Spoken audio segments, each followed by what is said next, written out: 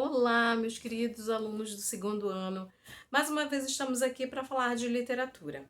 Nesse momento tão importante em que todos precisam estar em casa, se puderem estar em casa, que fiquem em casa. É o momento de pararmos, refletirmos em relação a todos esses últimos acontecimentos que têm acometido o nosso planeta. Mas não podemos parar de todo também. A educação não para, nós não paramos e agora vamos dar prosseguimento ao nosso assunto de segundo bimestre. Quanto à questão de assuntos do livro de segundo bimestre, uma surpresa: romantismo. De novo, alguns talvez questionem: mas romantismo, de novo, já falamos disso lá no primeiro bimestre. Eu sei, mas pensem bem, o romantismo foi tão importante, foi um marco tão importante dentro da literatura, que não há literatura diferente, completamente diferente antes desse romantismo todo. Somente com o romantismo que surge lá na primeira metade do século XIX, na verdade, na Europa, no finalzinho do século XVIII, já começamos a ter os primeiros escritos de tendência romântica. Quando chega no Brasil, essa literatura, na primeira metade do século XIX, chega no nosso país, ela vai se instalar em três fases, três gerações diferentes. Primeira geração, segunda geração e terceira geração romântica. Todas três vão apresentar aquelas características básicas que a gente já conhece: o exagero, o sentimentalismo, a questão da saudade, da infância, da morte, inclusive. Acabam sendo temáticas muito recorrentes em todas essas gerações românticas.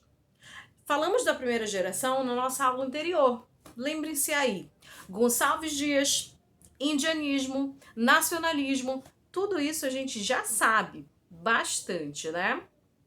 Hoje, o nosso foco mesmo vai ser falar de um rapaz maravilhoso, incrível, lindo, que aqui está, Álvares de Azevedo, porque hoje vamos falar de segunda geração romântica. A segunda geração romântica acaba afastando de si toda aquela ingenuidade que a gente percebe que ainda há na primeira geração, em Gonçalves Dias, como analisamos, exercitamos inclusive a respeito do assunto. O autor da segunda geração, sobretudo Álvares de Azevedo, que é o maior representante, acaba tendo uma visão um pouco mais diferenciada, um pouco mais à frente no que diz respeito, por exemplo, ao amor e à mulher. Se antes existia um amor puro, delicado, doce, quase inocente, aqui a coisa já não é exatamente assim. Percebe-se aos poucos a tendência de um poeta que quer se libertar um pouco mais. E ele busca demonstrar esse amor, representar esse amor em seus poemas de maneira um pouco mais carnal, por que não dizer. Não, o amor aqui não se concretiza, ele ainda não tem essa mulher nos seus braços que ele tanto ama.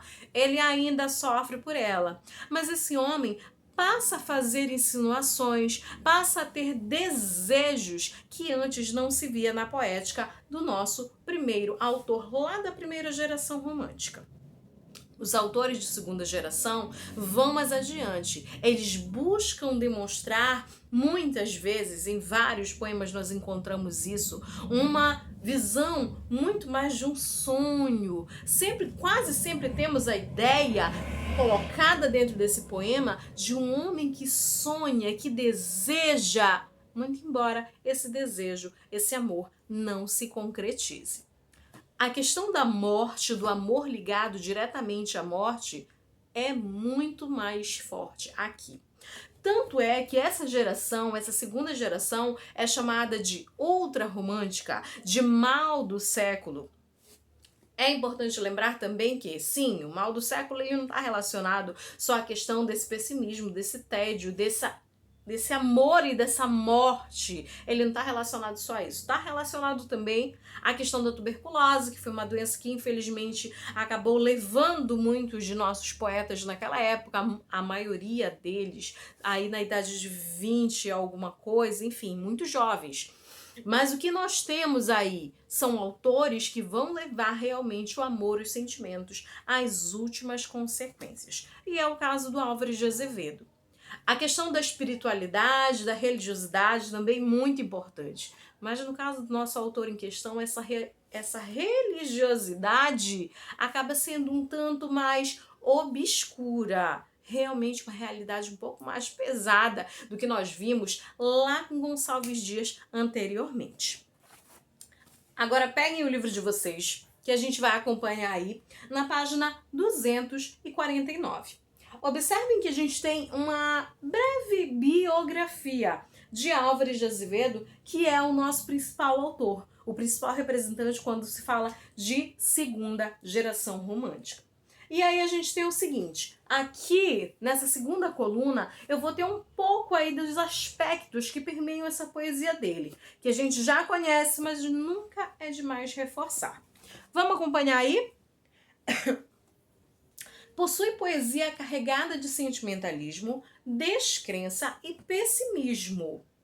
Falou em Álvares de Azevedo, estamos falando de um ser extremamente pessimista. Todos os poemas dele, a maioria, são inundados de um pessimismo profundo, de um sentimento de alguém que já não tem mais expectativa de vida nenhuma, nenhum desejo, nada que o prenda ainda à vida. Traços marcados pelo negativismo, tédio e frustrações. A ideia que se passa na maioria dos poemas de Álvares de Azevedo é justamente desse homem que está preso a esse negativismo absurdo.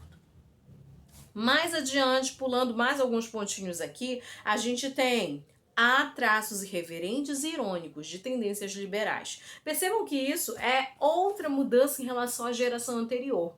O Gonçalves Dias e mesmo outros poetas da primeira geração não tinham esse hábito, não faziam isso aí. Já o Álvares de Azevedo, pouquinho, tá? Não são tantos poemas assim, mas a gente começa a encontrar, por exemplo, traços dentro da literatura dele que são mais irônicos. Ele acaba fazendo uma certa autocrítica mesmo dentro da sua própria poesia. Isso é muito importante, isso é um diferencial para a época, isso é uma coisa que realmente é uma mudança muito grande, muito profunda, até por que não dizer. Lá no finalzinho, tá, desses pontinhos que a gente tem ainda de características da poética do autor, a gente tem aqui o terceiro pontinho, tá, contando de baixo para cima. Sua poética possui teor satânico e dramaticidade. É aquilo que a gente falou ainda há pouco, comentou inclusive lá na sala de aula. A religiosidade, essa expressão religiosa que se dá do Álvares de Azevedo, muitas vezes é levada para um lado que realmente não é legal, para um lado que realmente é mais pesadão. Por quê? Ele é ultrarromântico. Ele vai às últimas consequências. E muitos dos poetas que também viveram na mesma época que ele acabam realmente entrando nessa vibe aí totalmente pessimista, obscura, negativa. Sendo assim, vocês têm aqui, ainda na página 249, um resuminho de tudo isso que a gente tá falando e tá colocando, tá? A seguir, nós temos vários outros poemas, mas que vão ficar para a nossa próxima aula. E aguardo vocês. Espero que a gente consiga, da melhor forma possível, conduzir isso e que tudo se saia muito bem para todos nós. Grande abraço, beijinhos, tchau!